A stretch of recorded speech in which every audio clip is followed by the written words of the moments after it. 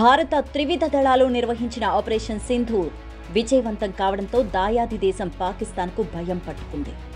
భారత త్రివిధ దళాలను, మిసైల్స్ను, డ్రోన్ అటాక్లను చూసి గజగజ వణికిపోతున్నారు. పాక్ ఆక్రమిత కశ్మీర్లో 9 ఉగ్రవాద శిబిరాలపై భారత్ దాడులు చేసిన విషయం తెలిసిందే. భారత్ నిర్వహించిన ఆపరేషన్ సింధూర్లో అమాయక ప్రజలకు నష్టం వాటిల్లలేదు. అయితే పాకిస్తాన్ వక్రబుద్ధి మాత్రం మారడం లేదు. భారత్లోని పలు ప్రాంతాలపై మిసైల్స్తో దాడి చేస్తోంది.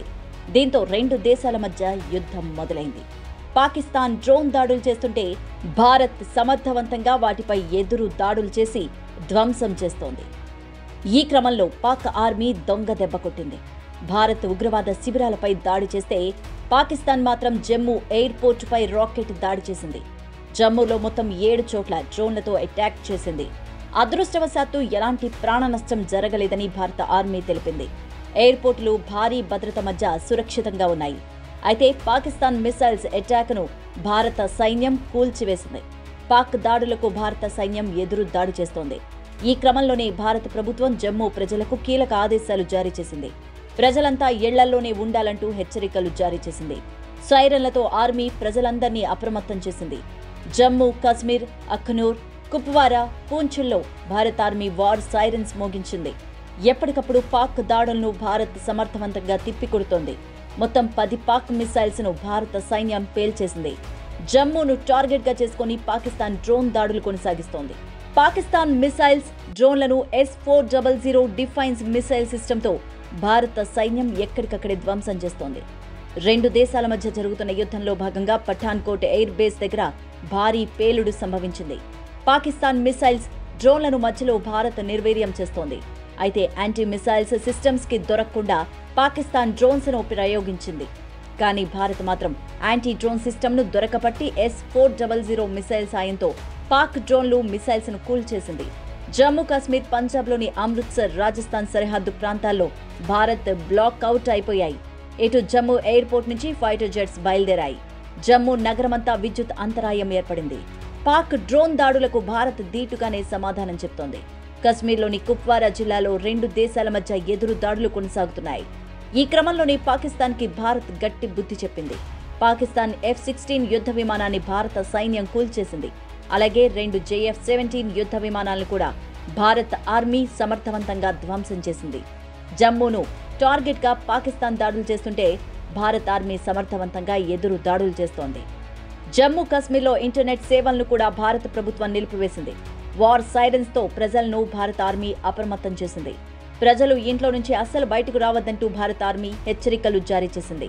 సూసైడ్ డ్రోన్లతో పాకిస్తాన్ అటాక్ చేస్తుంటే భారత త్రివిధ దళాలు వాటిని ధ్వంసం చేశాయి. ఇప్పటి వరకు పాకిస్తాన్కు చెందిన 3 యుద్ధ విమానాలు భారత్ కూల్చివేసింది. అయితే పాక్ యుద్ధ విమానం F-16 భారత్ నేల కూల్చిన విషయం తెలిసిందే. అయితే ఆ విమానాలను పాక్ అమెరికా నుంచి కొనుగోలు చేసింది. F-16 ఉగ్రవాద వ్యతిరేక కార్యకలాపాలకు తప్ప ఇతర దేశాలపై దాడి చేసేందుకు లేదు అనేది అమెరికా పెట్టిన షరతు. 2019లో F-16 తో దాడి చేసి తప్పించుకున్న పాక్ ఈసారి F-16 నేల కూలడంతో రెడ్ హ్యాండెడ్ గా భారత ఆర్మీ ధ్వంసం చేసింది. ఈ ఒప్పందానికి సంబంధించి పాక్ పై అమెరికా ఎలాంటి చర్యలు తీసుకుంటుందో చూడాలి. అయితే అంతసేపు పాకిస్తాన్ మిసైల్స్, డ్రోన్ల దాడులు నిర్వీర్యం చేసిన భారత్ తిరిగి ప్రతి దాడులు చేసింది. ఆ దేశ రాజధాని ఇస్లామాబాద్ సహా 9 నగరాలపై డ్రోన్లతో విరుచుకుపడింది.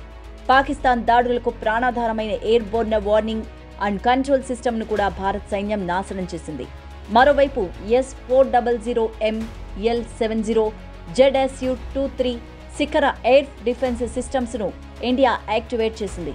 మొత్తంగా మన దేశంలో ప్రవేశించిన 10 మిసైల్స్ ను, 3 ఫైటర్ జెట్స్ ను, అలాగే భారీ డ్రోన్స్ ను భారత ఆర్మీ నేలమట్టం చేసింది. పాకిస్తాన్కు చెందిన F-16 ఫైటర్ జెట్ పైలట్ ను భారత ఆర్మీ సజీవంగా పట్టుకున్నట్టు సమాచారం.